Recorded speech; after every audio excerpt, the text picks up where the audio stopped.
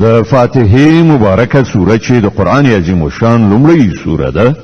په مکه معظمه کې را نازله شوې ده او مبارک آیاتونه لري تلاوت او پښتو ترجمه یې له لومړي آیت څخه اوري اعوذ بالله من الشیطان الرجیم پناه وړم الله تعالی شړل شوی شیطان څخه بسم الله الرحمن الرحیم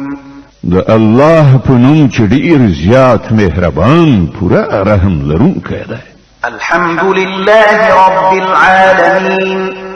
ټول ثنا ستاینه یوازې الله لره ده چې د ټولو کائناتو رب دی الرحمن الرحیم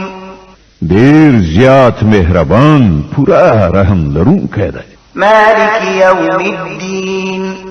د جزا د ورځې مالک دی إياك نعبد وإياك نستعين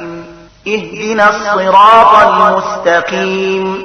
صراط الذين أنعمت عليهم غير المغضوب عليهم ولا الضالين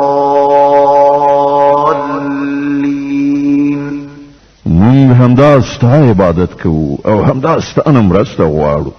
مونږ ته سمه لاره وښیه د هغو کسانو لار چې تا پرې پیرزوینه کړې ده